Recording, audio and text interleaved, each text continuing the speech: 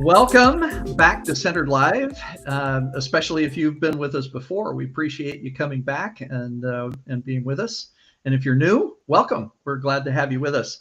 This is a podcast where we explore how to live with more purpose, more clarity, and more centered. And today we're unpacking a simple but powerful idea that can save you time, heartache, and even money. So there's something that you ought to be tuning in right now to catch all that, right? This is called learning from other people's experiences. Yeah, so I want to take you back to a moment in time that really shaped how I see this principle. Back in college, I took a class from a professor named Voyle Munson at LDS Business College. And he taught there for 30 some odd years and Wow. got to be quite a legacy professor. And I didn't know who he was. I just got I think it was a marketing class that I'd taken. And I show up at class and he says, well, we're going to start with something that you might think has nothing to do with marketing, but it does. But I'm going to teach this principle to you anyway. And he wrote on the chalkboard with big letters, O.P.E. And he goes, O.P.E. This is a cute little boy from Mayberry.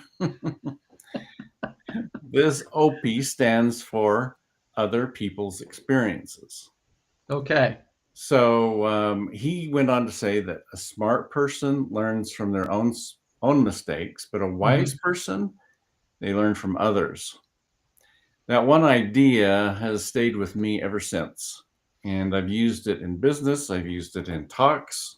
I've used it in parenting, in church service, everywhere.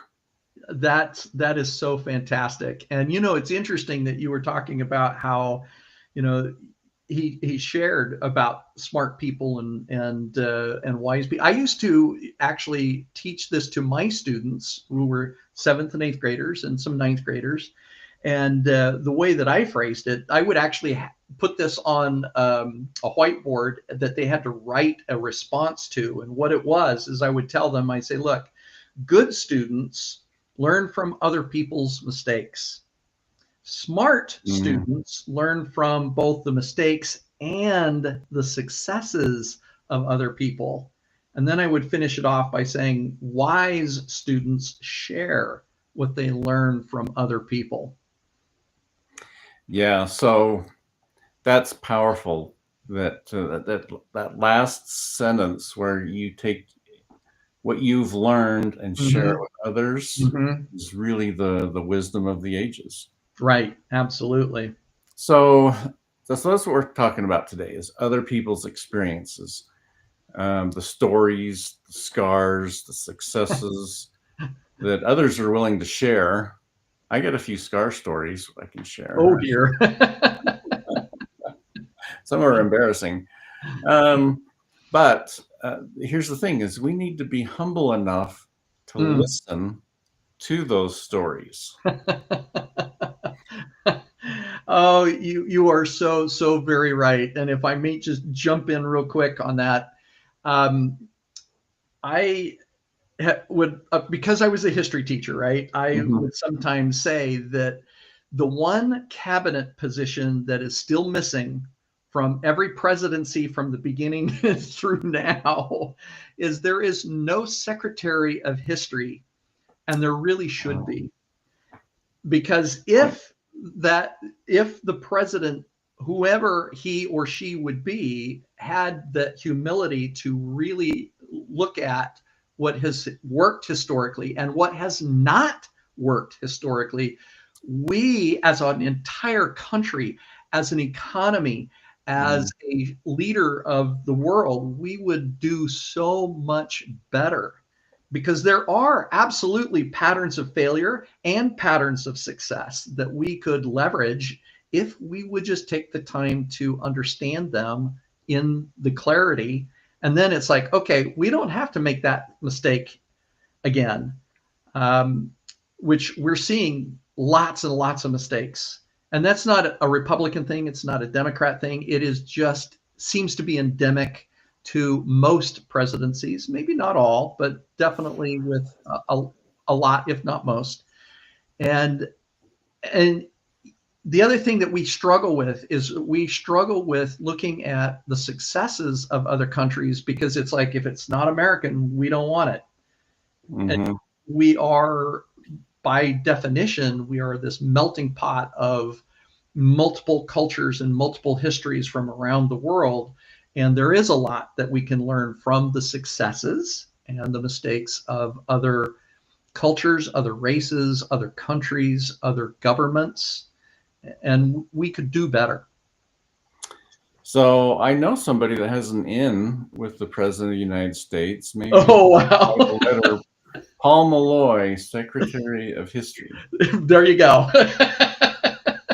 I like it. Yeah. So, um, but yeah, it's like climbing a ladder Hmm. that somebody else has already set up. Mm-hmm. And as a bonus, you get to start in the middle of the ladder instead of rung one, right? Right. So Right. that's kind of the experience that you get um, with learning from other people's experiences, good and bad and Mm-hmm. ugly, but there's also some warnings also. Yeah, yeah, and for sure. I mean, I've taught this to my children as well as, again, to my students, that we won't live long enough to make all the mistakes that everybody else has already made. So Mm, why not, as you say, start in the middle of a ladder, because we can see what was done and we can take it from there. And typically, if we understand the previous rungs, those previous steps, hmm then we know that we can truly um, build on those. Yep, yep. So here's the question.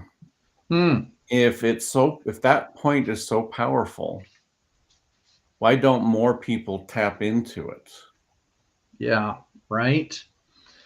And I think you mentioned already that pride seems to be a pretty big issue, a big element of why we're not more willing to um, maybe take a little bit of time and try to understand why, not just what, but why somebody may have made a mistake, or why or how they Mm, succeeded, right? One of my mentors tries to tell me repeatedly, because I'm not, I haven't learned this very well yet, but he always tries to tell me, sometimes you need to slow down so that you can go fast. And the idea is that if you will slow down and really analyze the situation you're in, or the problem, or the mistakes, or whatever sticky situation you may be in, then by truly understanding the problem, it allows you then to analyze more correctly and then apply a better solution to move forward more quickly than if you were just simply trying to hurry and get to what you hope is a good solution, and then maybe it's not. Maybe you got lucky, but with purpose, we can certainly, again, we could do better, right?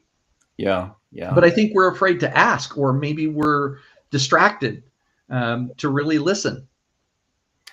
Right. And the truth is that wisdom is usually nearby. It's just very Mm-hmm. close. It's Mm-hmm. often unspoken and maybe unfound unless we're bold enough to seek it out. I love that, Randy. That when you say bold, that automatically aligns to with me with the idea that sometimes we have to um, have courage, because you know I would always define brave as no fear, but courage is that you're acting positively in the face of fear, or in spite of fear.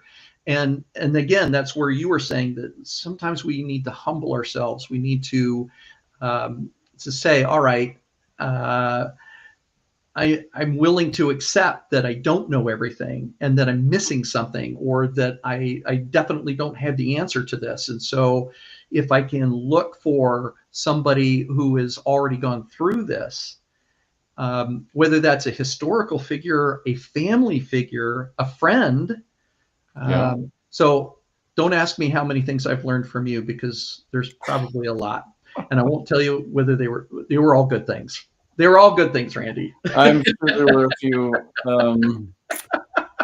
things I did wrong, but you still learn from them, right? Right? So here's the thing: is there's also a spiritual side to this. Yeah, right.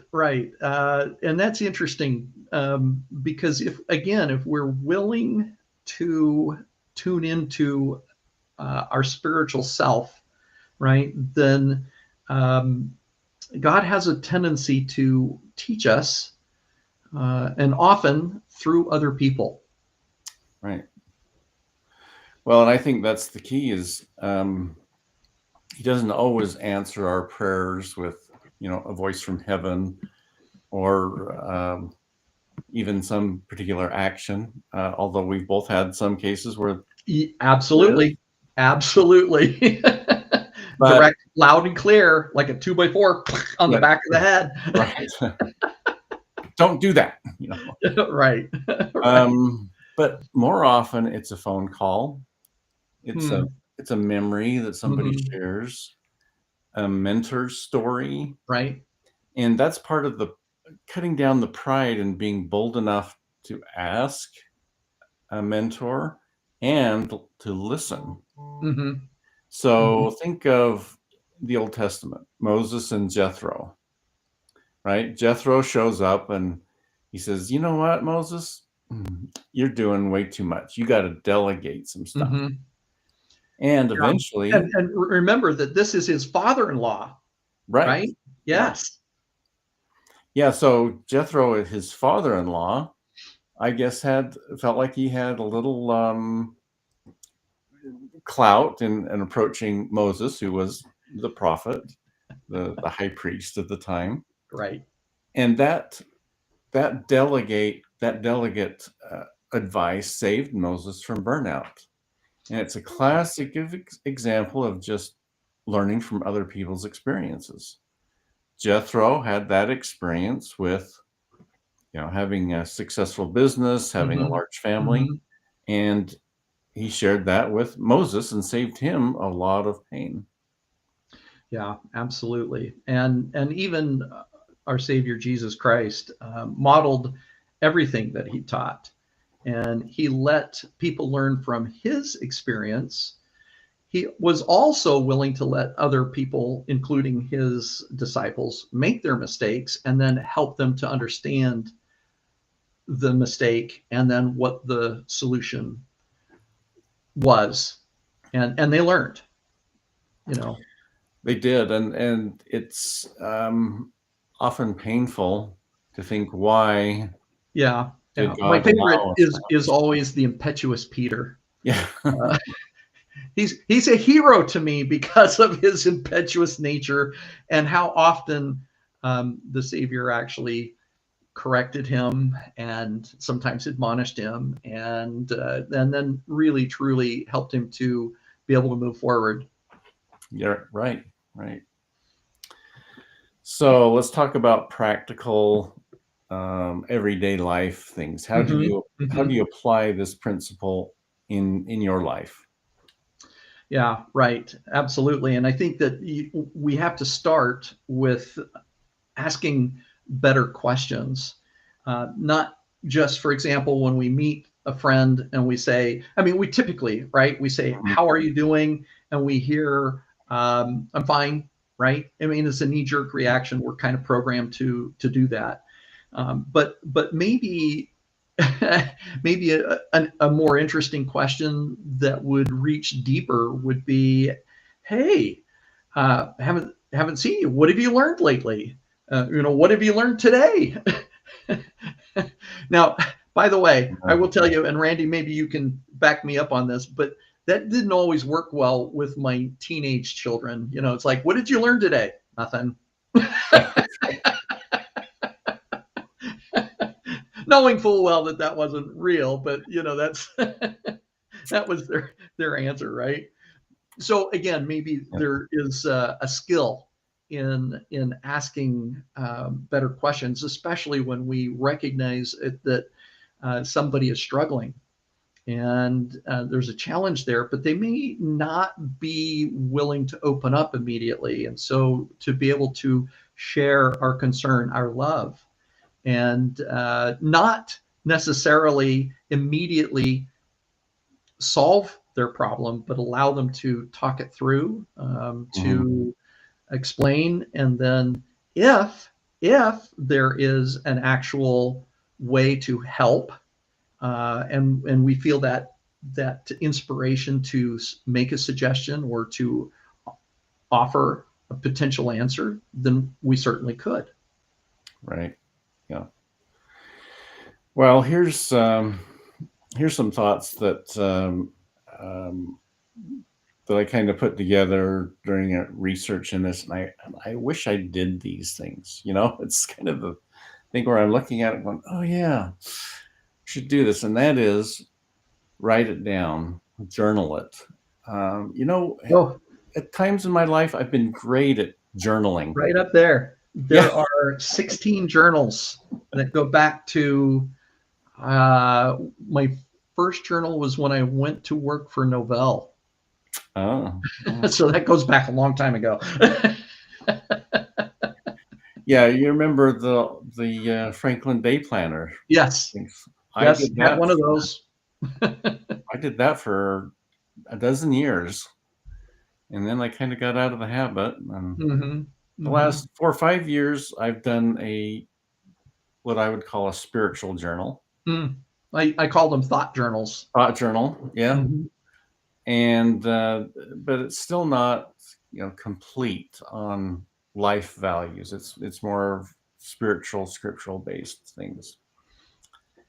But and I think here's the kicker: you can't stop there. You gotta be the person who shares your own Mm-hmm. experience, Mm-hmm. and that completes the circle. You can Absolutely. learn from others, you can have experiences, but until you share it, it's the pay it forward thing. Being able to share that and share it when it's of value to the other person. Mm-hmm. Sometimes you share experiences and they don't go over very well. So I kind of guard some of my experiences very Yeah. carefully Yeah. until I feel like it's, you're using that discernment, that skill of following the spirit for guiding when to share Right. those type of experiences. And you know what's interesting about that, Randy, is that I think human nature is very often that we jump in before we really understand the total situation, the total scenario. I think most good people want to help and rescue people who are experiencing trouble, trials, challenges, right? And sometimes we jump in where we're not yet wanted. And so we do have to be careful. And sometimes that means that our best intention gets rejected, and then we feel hurt.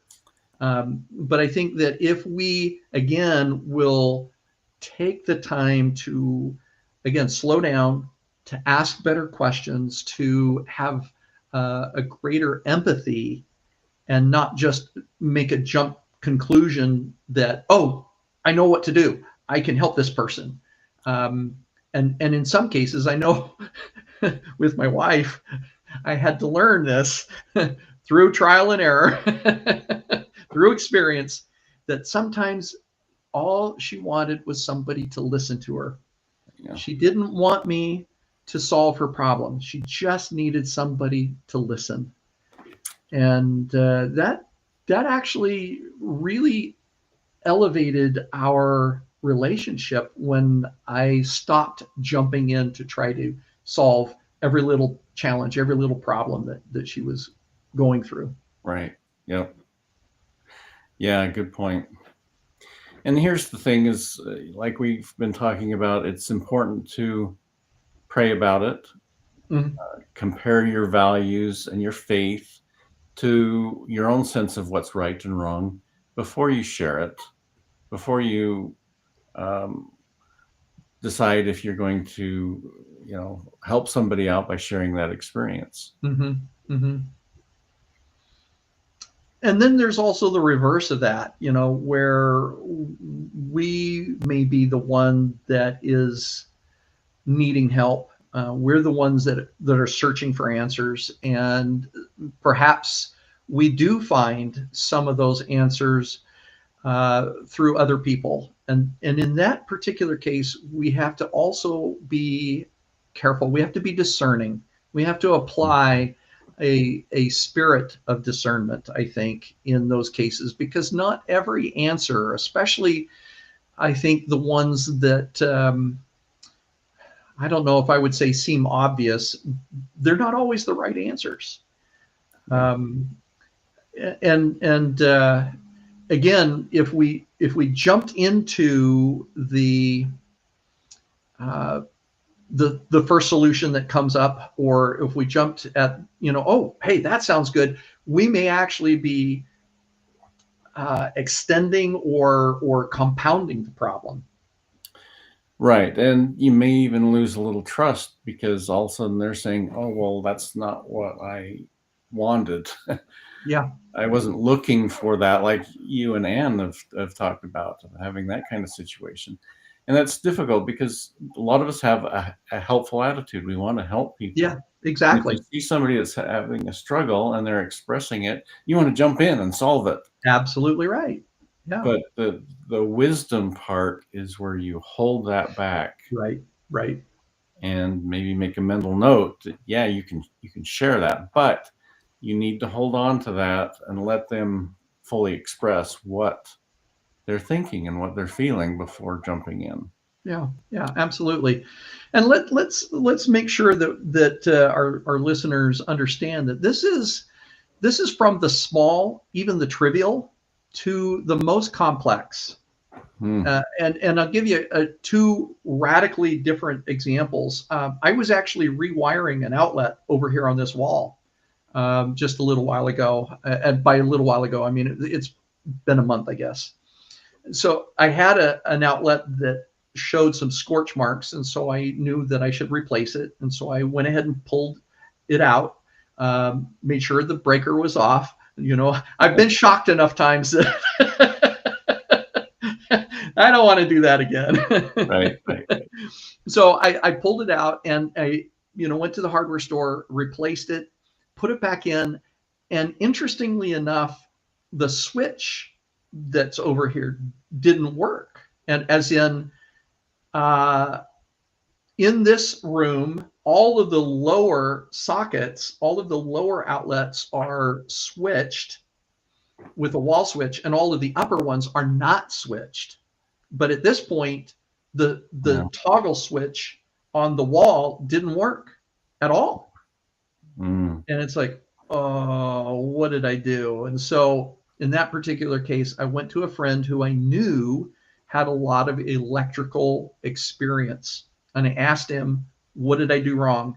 And he reminded me that there's a little copper or brass strip that needs to be cut. And as soon as he said it, it's like, I know exactly what he's talking about. My dad had given me some insight to that one years and years and years ago. Hmm. So I fixed it, right? And it worked. Absolutely, it worked. Yeah. Now, on the more complicated side of things, my wife and I have had the need of a CPA to help us with our taxes for the last several years because they have gotten very complicated, way more than what we could handle on our own. And it's interesting because we engaged a CPA who did as much as he could for us for a couple of years, but his health precluded him from being able to continue to help us out. So then we went in search of another CPA, and we've had some struggles there. A lot of from our scenario is that we ended up with incomplete records, largely due to the move and trying to get information from the previous EPA. So we ended up with a situation where we really are relying on him to help us sort out all of the very complicated tax requirements. Right. Wow. Yeah, and I think that's those are key points of when to seek others' wisdom or mentor. So, what's the takeaway? We've talked about all these points of learning from other people's experiences. What's the takeaway? What's your bullet points? Well, I think first, and we've talked about this a little bit before, is that you're seeking wisdom from others, right? I mean, that's what we're trying to do. We're trying to learn. We're trying to improve our situation. We're trying to be smarter. We're trying to be wiser in the scenarios that we find ourselves. Second, we do want to try to capture what we have learned somehow with some kind of a record, whether that's journaling or maybe it's an electronic posting someplace. And then because of that, it gives us that opportunity to share it. So we're not keeping all of our experience to ourselves. In a podcast. There you go, right? Yeah, absolutely. But again, keep in mind that humility really underscores and weaves through all of that. It is absolutely vital that we don't, first of all, we don't condemn ourselves. Second, that we don't assume that nobody's going to have a solution for us. Third, that we are humble enough to ask for help, and then certainly humble enough to try to apply what does actually make sense and something that we feel good about. That's that spirit of discernment that we were talking about earlier. If you feel good about it, apply it, go for it. Right. So here's our challenge for the week. And we want to give this to everybody. And if you happen to want to share it with us, would love to have you add it in the comments, or there's a contact us form on our website. But ask one person, what's one thing you've learned the hard way? And then share one of your stories with someone who needs it. So there's just a little give and take here. So you ask one person for some advice. What have you learned the hard way? And what have you learned the hard way that you could share with others? Right. And isn't that then very much a centered way of living? We're asking and we're sharing. Yep. There you go. Well, thanks for joining us on Centered.Live. You can find links and notes and past episodes in our Centered.Live website. And remember, don't just live your life, learn from others, and then share it with others and light their way. Absolutely. Okay. Thank you, and we'll see you next time. All right. Signing out. Thanks.